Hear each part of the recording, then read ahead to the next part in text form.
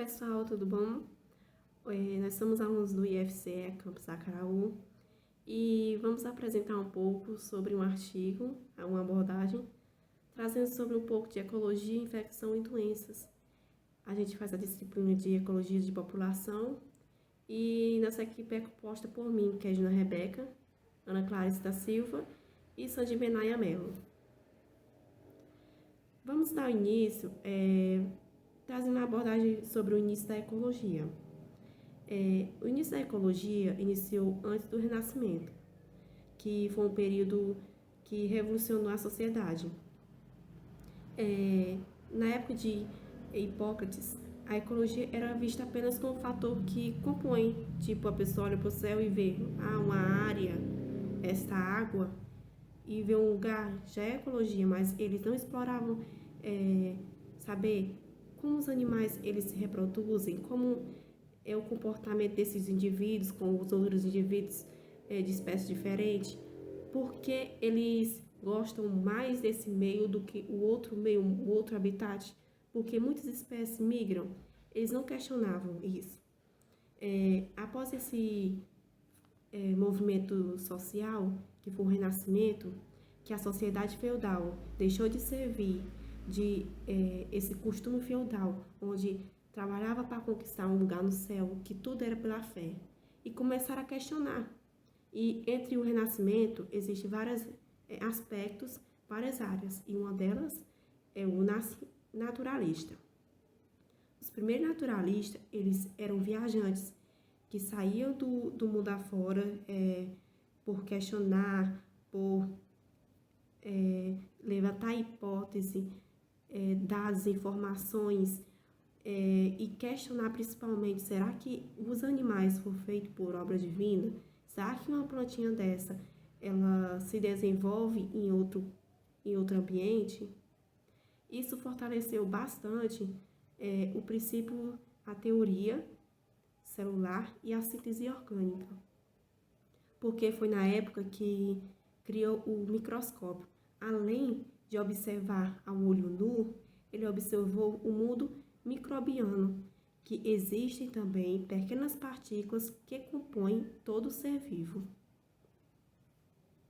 E na época, todos os cientistas que fizeram descobertas eram muito criticados, porque eles estavam ainda no costume feudal. Era a fé em primeiro lugar. Darwin e Wallace, eles propôs 3 importantes leis, que é a competição. O indivíduo precisa competir para a sua reprodução, para a sua alimentação, para sobreviver, ou seja, para o habitat, conquistar seu habitat. Para isso, ele tem que se adaptar ao meio. Se o ambiente está quente, o seu corpo também vai se adaptar ao meio ambiente. E para isso, para se adaptar, ele precisa da seleção natural, onde aqueles animais que conseguiram se adaptar ao meio, eles vão conseguir reproduzir e seguir os seus genes adiante. Já aqueles são excluídos, deixados para trás. Hegel também, ele abordou 2 leis importantes. O indivíduo que se adaptar, ele vai conseguir os genes adiante, é como se fosse a hereditariedade. Essa interação, essa observação do organismo com o meio físico, dava-se o nome antes de ecotipos. Já o organismo que interage entre a mesma espécie eram elelobióticos. As 2 hipóteses fundamentais foram de Lamarckistas e a hipótese de Darwin. A Lamarckistas dizia assim: a influência direta do meio físico como causa individual e específica. Já Darwin dizia e dava prioridade à competência da seleção natural sobre a variação individual e específica. Trazendo para uma analogia para o meio pessoal, comparamos com uma faculdade. Um aluno se matricula e, se ele não se adaptar à rotina da faculdade e estudar bastante, ele vai começar a reprovar, ele vai ou abandonar o curso, trancar. É como se fosse uma adaptação ao meio. Já aquele aluno que sai do ensino médio com aqueles costumes de estudar antes da prova, já que ele muda esse costume, estuda bastante, ele vai se adaptar e conseguir reconciliar todas as disciplinas até a sua formação. Para entender o nível de interação, como a gente entende esse nível? Observamos para apenas um indivíduo, essa foquinha. O organismo é a foca, apenas um organismo. Várias focas da mesma espécie, do mesmo comportamento, ela vira uma população. Essas focas, ela interage com outros tipos de animais diferentes, mostrando a figura um ave. Então, esse ambiente se torna uma comunidade. Já a interação dessa comunidade com o meio abiótico, que são o clima, o calor, a chuva, isso colabora bastante para o meio de sobrevivência desses indivíduos. A junção de várias focas, indivíduos diferentes, é a comunidade. E várias comunidades juntas é o ecossistema. E o aglomeramento de vários ecossistemas, o conjunto, é o nosso bioma. Existem também os fatores bióticos. Quem são? A competição, que esses fatores abióticos é uma forma de o comportamento que a espécie se alimenta. O que eles fazem para se alimentar? Uma competição? Será que existe competição? Sim, uma predação, onde onde o predador vai atrás da sua caça, da sua presa. Vimos também que o leão vai atrás da zebra, isso é um tipo de predação. Parasitismo, onde o parasita, ele precisa de um hospedeiro, por exemplo, um parasita, ele precisa do hospedeiro, tipo um hospedeiro para transmitir os seus óvulos, e também o amessalismo. O nível trófico, ele é fundamental para o ciclo de energia, entender-se mais esse ciclo de energia. Como funciona? Onde a seta apontar, quer dizer que é o consumidor. E o principal nível trófico, a base mesmo, é os produtores, porque eles são os organismos fotossintetizantes. Esses organismos fotossintetizantes, ele adquire mais energia, a energia solar.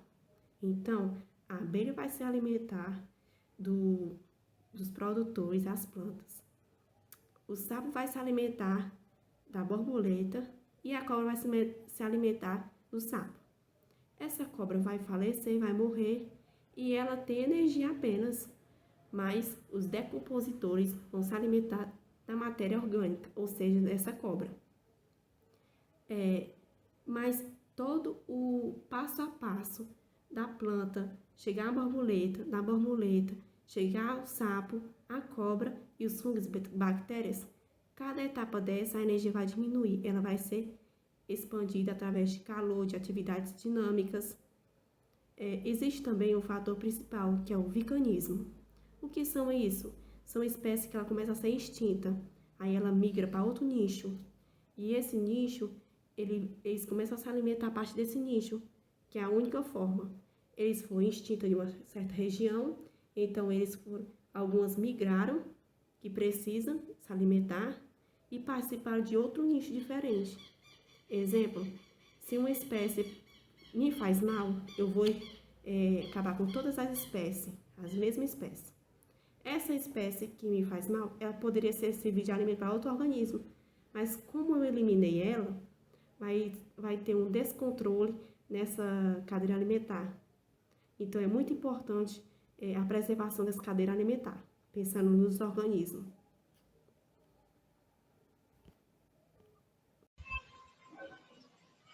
Bom, gente, e aí eu vou falar sobre ecossistema ou biogeocenose.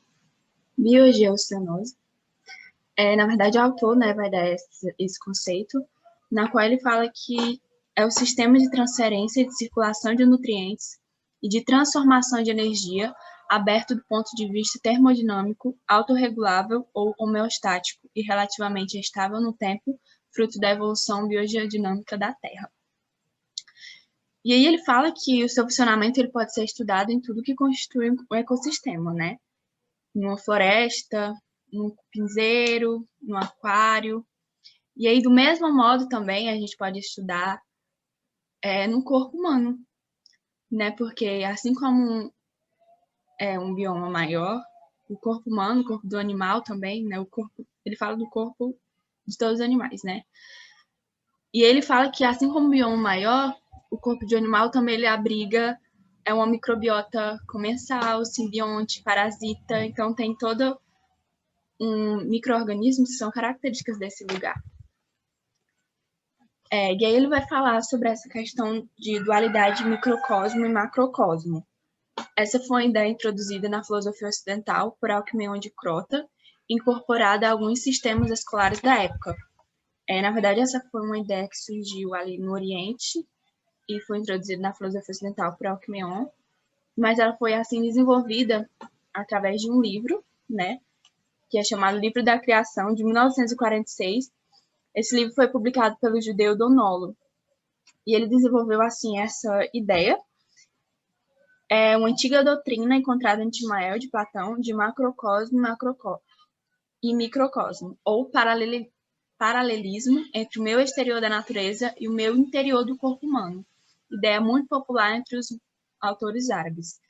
É mais ou menos uma ideia de que microcosmo, né, pequeno mundo, como se fosse o mundo de cada pessoa, tem até essa imagem aí que eu coloquei, como se fosse o mundo de cada pessoa, é uma ideia mais subjetiva, né, mais particular, vamos dizer assim, e o macrocosmo, que é o universo maior, né, que significa o meio exterior, algo mais coletivo. O meio exterior da natureza e o meio interior do corpo. E aí muitos pensadores foram adeptos dessa ideia. E essa concepção, né, dualista do microcosmo, nosso corpo, e macrocosmo, todo o exterior da natureza, essa concepção, ele fala que essa concepção dualista também está presente nos ecossistemas. E ele dá um exemplo. Em um bioma como a savana, o macroclima condiciona a existência de comunidades próprias ou características, assim como o mesoclima e o microclima. E ele dá exemplo do cupinzeiro, né? O cupinzeiro ele compartilha com os seus com os comensais, né? Todo mundo que faz parte ali, todos os organismos que fazem parte ali do cupinzeiro, eles vão compartilhar as condições específicas de temperatura, umidade, e vão competir e cooperar em um microecossistema independente. Então, assim, dessa forma, vai formar um ecossistema dentro de um ecossistema. Sabe? Uma ideia mesmo de micro e macro. E aí, da mesma forma, o corpo de animal, ele vai oferecer também microhabitats especiais, com microclimas próprios, constituindo uma microbiota individual. Olha que legal. E aí, essa microbiota que habita no corpo dos animais, no nosso corpo, por exemplo, né, é uma microbiota indígena. E essa microbiota, né, formada por todos os organismos que habitam, segundo Dubos, ela está dividida entre micro-organismos simbiontes, que evoluíram no hospedeiro e por isso são chamados autóctones. B. Micro-organismos que podem estabelecer-se em diferentes tecidos e viver em saprofitismo ou comensalismo, o que podem, sob certas circunstâncias, mostrar-se patogênicos. E C. Micro-organismos presentes na maioria dos indivíduos que habitam uma região ou localidade e que constituem a microbiota normal. E ele fala que está dividido nesses 3 itens. E aí ele fala que há uma dificuldade em determinar a origem desses organismos, né, que são os comensais, parasitas, simbiontes, que habitam o corpo do animal, porque a origem desses organismos está relacionada com a origem do seu hospedeiro. Né? Então, é muito difícil identificar qual o hospedeiro e o microhabitat de origem. E também a questão da distribuição geográfica, por conta que tem que levar em conta os padrões biogeográficos da biosfera e microgeográficos dentro do habitat, né, que é o hospedeiro no caso, porque sua distribuição geográfica é influenciada pela dos hospedeiros, então está relacionada e torna muito difícil. E aí ele fala que é necessário que haja uma restrição do uso de autóctones aos casos evidentes em que a especificidade e o grau de adaptação ao hospedeiro indiquem a origem evolutiva de um táxon de micro-organismos. Então, ele fala que é necessário que haja essa restrição do uso de autóctones para os casos evidentes que saibam exatamente de onde veio, com certeza, o microhabitat hospedeiro que veio esse organismo. E aí, ele traz muito essa ideia, né, do corpo como ecossistema, e aí ele fala sobre diversos locais em que esses micro-organismos, eles habitam, né, costumam habitar, como o aparelho digestório, o trato respiratório, as dobras da epiderme. São microhabitats que abrigam comunidades características cujas estruturas repetem os ecossistemas externos e cuja dinâmica depende de fatores ecológicos semelhantes aos que condicionam os grandes biomas. Então, novamente, essa questão de microcosmo e macrocosmo. Então, assim como o corpo humano, ele vai ter comunidades características, corpo humano não, corpo do animal, né, em todo. Ele abriga comunidades características, esses microhabitantes, não, esses habitantes que habitam esses locais, eles vão depender de condições específicas para que eles continuem habitando ali, né? Assim como um bioma maior, como a temperatura, a luz, a umidade, o pH, entre outros. Então, é necessário que haja essas condições mínimas, né, para que eles habitem ali. E essas microcomunidades também sofrem desequilíbrios, assim como o exterior, a natureza, eles vão sofrer desequilíbrios, como, por exemplo, a redução das populações. E aí existem alguns fatores que podem provocar tais resultados, como o uso de antibióticos, raio-x, corticosteroides.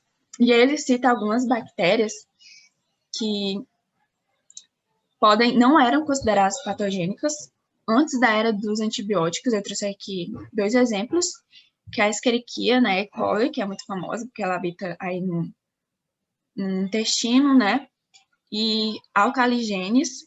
E essas bactérias, elas não eram consideradas patogênicas antes da era dos antibióticos. E hoje, elas provocam bacteremias e infecções clínicas em pacientes submetidos a tratamentos com antibióticos. Olha só que interessante. Então, ele fala que por esse fato e outros, né, a patogênese, ela não constitui um atributo, mas uma circunstância. Então, vai depender do hospedeiro, vai depender do que cada hospedeiro diferente, né, vai ter como resposta quando o micro-organismo vai habitar o organismo. Então, ela não é um atributo, ela é uma circunstância, né, vai depender de cada caso é um caso. E aí ele fala que os conceitos de bem e mal são humanos e morais, então vai depender da ocasião, né, do lugar, do momento. Então, a gente tem muito essa mania de dizer que é bom ou que é ruim, mas isso só é algo nosso, dos seres humanos. Essa questão aí não existe na natureza. Ele fala que parasitas e predadores, eles contribuem para assegurar a sobrevivência da população em boas condições sanitárias e em equilíbrio. Né? Tem muitos parasitas, predadores, né, que são controladores biológicos. E aí a gente tem essa mania de achar que é bom, que é ruim, mas na verdade tudo acontece às vezes quando o predador vai predar uma presa, né? Às vezes a gente tem um animalzinho que acha fofinho e tal, mas isso é muito necessário para que a natureza continue em equilíbrio. Então eles vão assegurar a sobrevivência e às vezes o bem-estar da população. Então é muito necessário que tudo isso aconteça.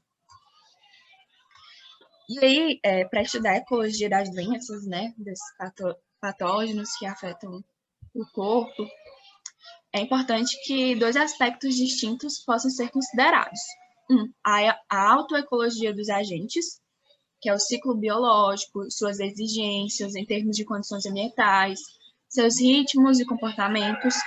E 2, a ecologia da transmissão, que é a investigação das relações parasito-hospedeiro e os fatores que contribuem para a afecção do hospedeiro, né? Do mesmo, daquele. E aí, um exemplo, né, da ecologia das doenças pode ser estudar o comportamento ecológico das filárias, seu ciclo circadiano e os fatores que o condicionam. Aí tem essa imagem aqui, né, o ciclo da filária. A filária é um nematóide. E ela possui o vetor ao mosquito, né, se o mosquito estiver infectado por esse verme. E se ele picar o ser humano, esse verme ele vai parasitar, principalmente os vasos linfáticos, né? E aí ele vai impedir o fluxo de sangue, vai ocorrer inchaço, principalmente dos membros inferiores. E aí pode-se estudar esse ciclo circadiano, né? O ciclo de 24 horas e tal, e todos os fatores que o condicionam. Já em termos de sinecologia, né? A sinecologia é um ramo da ecologia que estuda as inter-relações entre as comunidades, seres vivos e meio ambiente. Investiga-se o complexo de relações dos hospedeiros com os mosquitos transmissores. E aí a gente entra já nessa questão da ecologia médica. A ecologia médica, ela basicamente estuda essa tríade, né? Essa tríade ecológica aí, que é do hospedeiro, do meio ambiente e do agente. Sua premissa básica é a homeostase ambiente. Eu acho que o professor até uma vez falou sobre essa questão da homeostase, né? Que é o equilíbrio que os corpos necessitam desse equilíbrio para que ocorra tudo muito bem, para que flua tudo muito bem. E aí, onde o equilíbrio natural depende de um sincretismo ecológico e a saúde traduz o ponto de equilíbrio. Esta resulta, portanto, de um ajuste homeostático do organismo com o meio em que vive. Então, a ecologia médica é basicamente essa tríade aí, e a sua premissa básica é a homeostase. O equilíbrio vai ser a saúde. Bom dia, eu vou dar continuidade ao nosso seminário e eu fiquei com essa parte. Mas o que seria a infecção? A infecção para os ecólogos tem uma forma diferente do que para outras áreas. Bom, para eles, a infecção é um aspecto particular de fenômenos da alelobiose e da ecobiose. E o que seria essa alelobiose? Ela serve para designar relações entre as espécies. Já a ecobiose, ela funciona de uma maneira que determina adaptações a um modo de vida particular ou nicho, já uma coisa extremamente específica, assim, de uma determinada espécie. Já a alelobiose é de espécies de âmbito geral. E elas são assim, né, quando envolve micro-organismos e também macro-organismos. Eu coloquei esse esqueminha aqui porque ela mostra bem. O meio ambiente, né, que é o fator geral, ele está intimamente ligado ao ser vivo. E o ser vivo está dentro do quadro da alelobiose. E de forma geral, que amplia toda essa situação, a gente encontra a acobiose, como mostra o esquema. Bom, vale ressaltar também que isso resulta de ocupações de um microhabitat em organismo hospedeiro, né? Porque a gente sabe que primeiro a gente observa o habitat, que no caso seria o microhabitat, e dentro dele o hospedeiro. Porque em micro-organismos invasor ou colonizador. Acontece também em micro-organismos invasores ou em colonizadores, que são também teorias diferentes. E o que explica a sua presença de vida livre, né? Fala a verdade. No corpo de hospedeiros. As relações sobre eles podem ser humanas, podem ser harmônicas ou desarmônicas. Eu ia colocar um esqueminha para explicar, né? Porque existem relações entre espécies interespecíficas e interespecíficas e relações harmônicas e relações desarmônicas. Vai depender também da espécie e de um conjunto de fatores. Dentro da ecologia, a gente também tem uma parte de biogeografia, né? E na parte dessa especificidade, a gente pode falar também sobre a geografia médica, que pode ser estudada igualmente na escala de macrocosmos e do microcosmos. A coincidência de certos padrões biogeográficos com os de ocorrência de algumas zoonoses levou à teoria da focalização. O que seria essa teoria da focalização? Nada mais é que a tradução em termos médicos sanitários ou epidemiológicos dos conceitos de biogeografia ecológica desenvolvidos no último século. Esse conceito de biogeografia, o que seria, né? Biogeografia é a ciência que estuda diferentes espécies, seja animais, seja de plantas, em sua distribuição geográfica, naquele âmbito geográfico. Ele vai estudar a espécie no seu âmbito geográfico especificamente.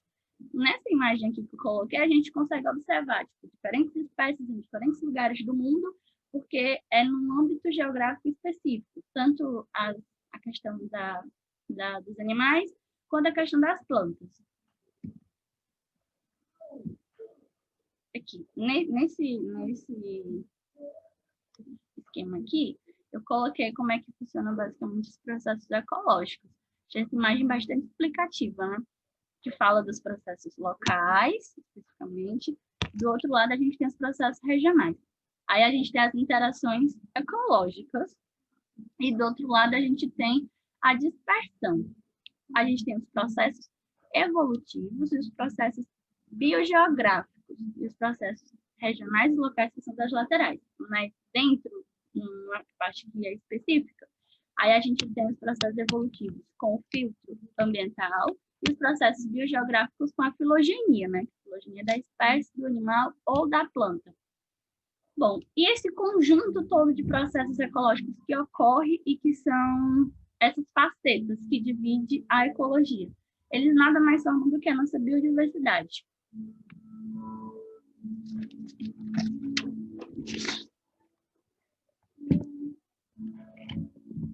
Sobre a teoria sobre algumas teorias, já falando da teoria da nidalidade natural, sobre a zoonose em termos de biozenoses, né? Segundo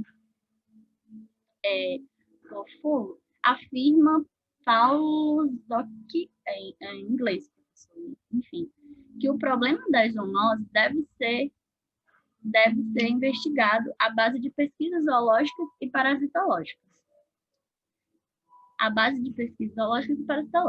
Combinando um projeto de natureza microbiológica e compacitação de epidemiólogos. Enfim, ele fala que é bem específico esse âmbito do estudo de epidemiologia e de zoonoses, que eu vou falar um pouquinho mais à frente. O que seria? Bom, antes do desenvolvimento da teoria moderna da evolução orgânica, que atribui a importância capital ao isolamento geográfico como fator de especiação, pouca atenção era dada à procedência exata de espécies coletadas para estudos sistemáticos. Ou seja, não tinha aquele olhar voltado diretamente para esse tipo de pesquisas epidemiológicas. Por exemplo, em 1865, a bordo do navio que trouxe os membros dessa expedição ao Brasil, traçou os rumos das pesquisas zoogeográficas. As pesquisas geográficas, o que seriam? São aquele estudo voltado para zoologia, no caso de animais, naquele âmbito geográfico localizado em determinado ambiente. Como pode observar neste mapa que eu coloquei, a gente observa as espécies zoológicas, no caso, na âmbito da zoologia, que estão inseridas em um determinado ambiente ou clima tropical, ou climas diferentes do nosso mapa, no caso, o mapa que eu coloquei. Bom, quando se conheciam menos coisas sobre as plantas E os animais, a descoberta de uma nova espécie era um objetivo importante. Levou-se tão longe essa investigação que hoje é quase menos útil que se pode fazer.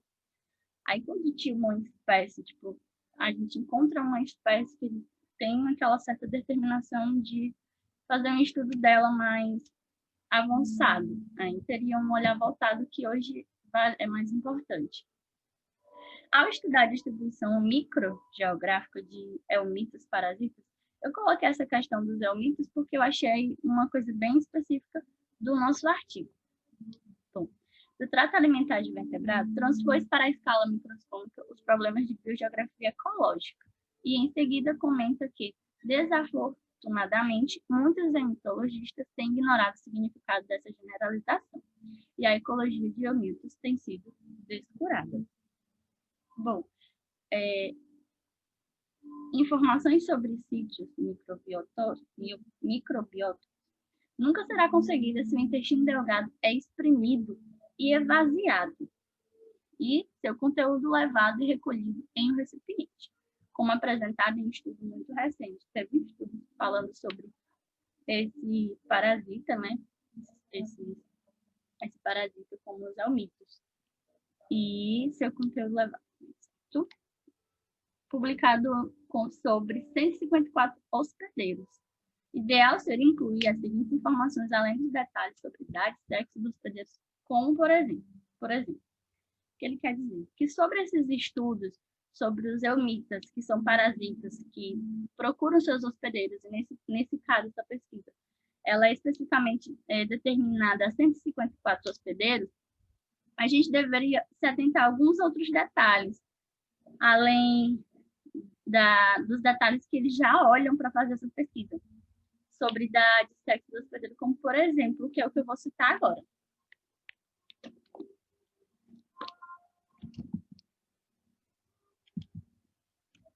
Antes de eu citar lá os detalhes que eu falei sobre o estudo e as pesquisas dos eumitas, que são detalhes que a gente deveria tentar dentro de uma pesquisa, essa parte de formalização matemática e estrutural da biogeografia e da computação biogeográfica. Isso daqui é, resumidamente, como que funcionam esses estudos realizados para essa pesquisa. Dentro da biogeografia, a gente tem os processos que ocorrem, as definições dos processos e os padrões. Para cada qual tem um padrão diferente. Quando a gente está falando da computação biogeográfica, a gente tem definições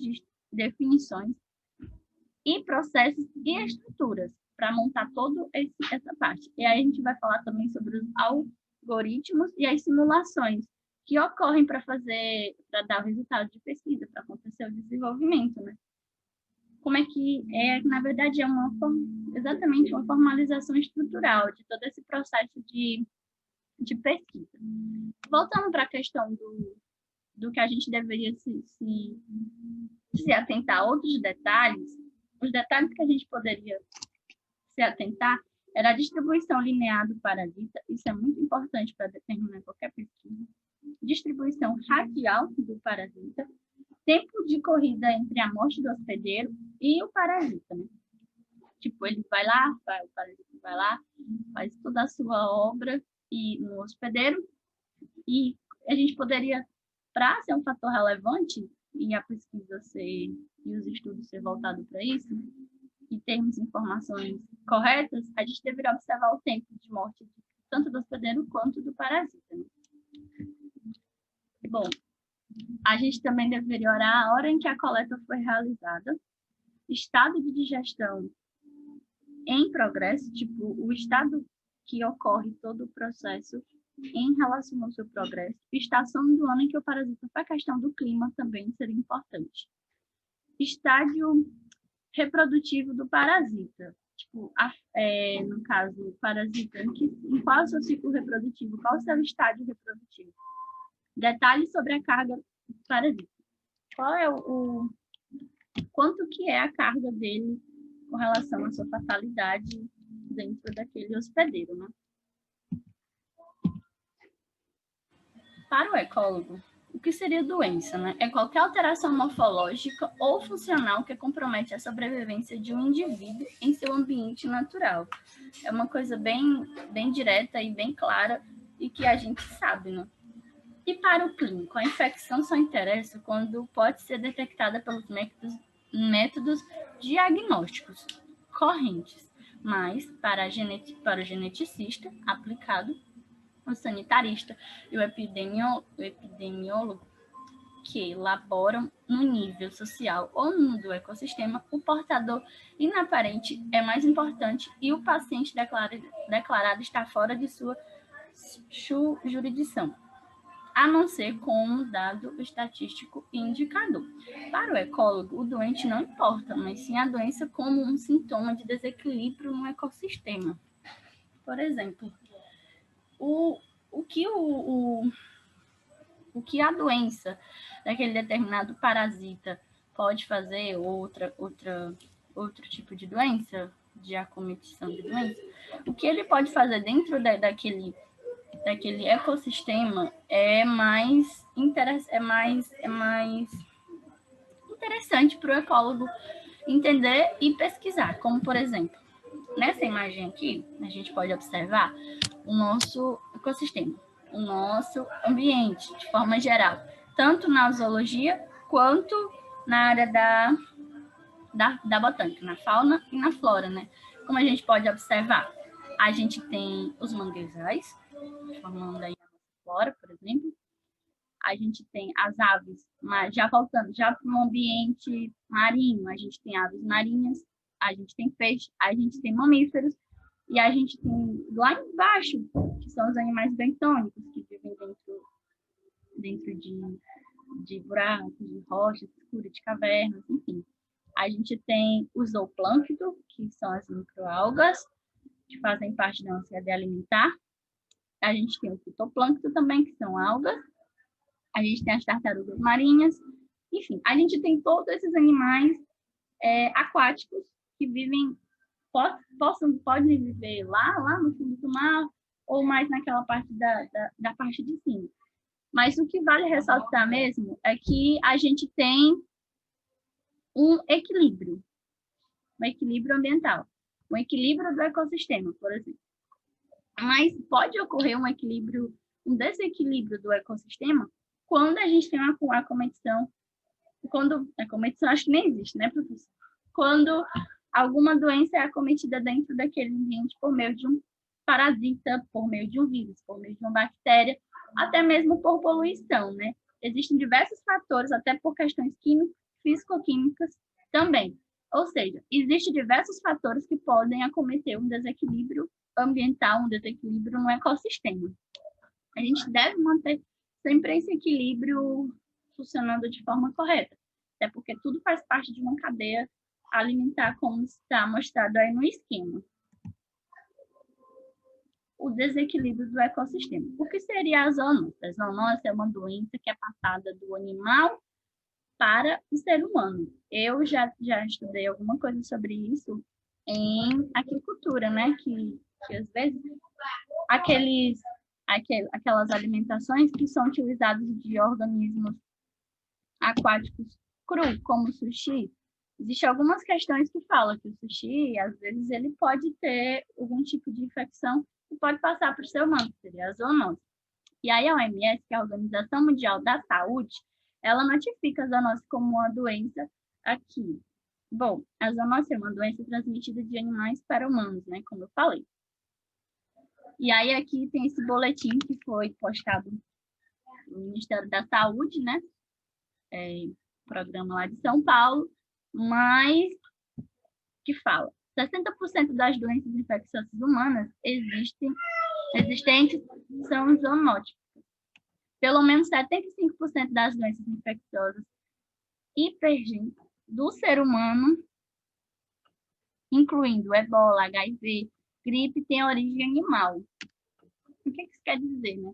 Quer dizer que boa parte das doenças que nós, seres humanos, pegamos, adquirimos, elas têm influência do ambiente animal. Tem essa influência, ou seja, isso faz parte de um desequilíbrio do ecossistema, né, na verdade, Porque se manter sempre em equilíbrio, a gente não pode evitar sempre que uma doença seja cometida por um animal. Não podemos. Mas, se a gente conseguir manter sempre o equilíbrio do ecossistema, a gente pode evitar muita coisa. E aí, do outro lado, eu coloquei aqui um esquemazinho falando sobre explicando, né, como é que funciona também o nosso ecossistema. Só que ele é mais específico para mostrar a questão de desequilíbrio ambiental. Porque, como eu falei, tudo faz parte de uma cadeia alimentar, né? O oxigênio que fica na atmosfera, os nossos peixinhos que ficam mais ali na superfície, os peixes que ficam além da superfície, né? Nossas plantas subaquáticas aqui, que servem como alimentação, ou não, mas que fazem parte da nossa biodiversidade aquática também, o nosso fitoplâncton e a nossa luz solar, né? Que é importante para a transmissão do oxigênio aí dos peixes. Aí embaixo a gente tem muita matéria orgânica no fundo, como a gente sabe que a matéria orgânica fica lá no fundo, e tudo vira matéria orgânica. Então, tem que ter esse cuidado com tudo que vira matéria orgânica e os animais que vivem no fundo, principalmente, né? O que eles podem pegar com essa matéria orgânica. Aí o peixezinho de cima vai comer esse animalzinho do fundo e a gente vai comer esse peixezinho que estava em cima. Esse peixezinho que estava em cima está conectado devido ao alimento que ele comeu, consequentemente, a gente vai se conectar, vai se infectar também. Bom, sobre as considerações finais, de ponto de vista ecológico, a condição de endemia indica uma faixa de equilíbrio, enquanto a epidemia e epizootia traduz perturbações na homeostase da biogênese. Como consequência imediatamente positiva, contamos o nascimento e evolução vertiginosa das disciplinas microbiológicas, as quais pouco teriam progredido se interessadas apenas no estudo acadêmico fundamental do mundo microbiano. Quer dizer que as disciplinas aplicadas à questão da microbiologia, até mesmo da questão de ecologia de populações, elas eram voltadas apenas para o estudo acadêmico, sendo que deveria ter uma questão voltada também para a questão da pesquisa, para a preocupação da pesquisa. Por que não aproveitar essas pesquisas acadêmicas para a gente descobrir realmente esse tipo de doenças infecciosas e manter o equilíbrio do ecossistema e estudar, de fato, para um bem comum, né? Para uma finalidade mais assertiva. E após a Primeira Guerra Mundial, os problemas de epidemiologia surgiram com novos desafios e novas pesquisas e novas informações, bem como conhecimentos diferentes de diferentes áreas. Tornou-se desafios urgentes, ou seja, com esse surgimento de epidemiologias, torna-se mais urgentemente essas pesquisas e estudos serem voltados. Vale ressaltar também que esse nosso artigo é de 1980 e alguma coisa, se não me engano. Ou seja, é um artigo antigo, que pode ter informações que atualmente sejam diferentes, ou seja, podem ter informações atualizadas sobre todos esses pontos que a gente destacou desde o início do seminário.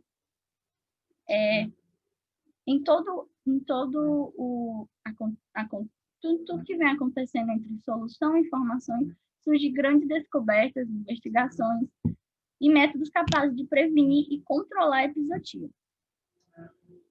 Quando as descobertas desta forma, a investigação da ecologia de doenças deve ser feita de forma peculiar e de maneira que a gente permite entender a complexidade dessas epidemiologias para que a gente possa encontrar uma solução. O que quer dizer que essa demanda de pesquisa, de investigação e muito conhecimento avançado e muitas soluções vindo de diversos âmbitos, essas facetas que a gente está comentando, elas requerem um estudo e que permite que a gente entenda também a complexidade para que a gente possa chegar a uma solução, né? Os estudos mais avançados.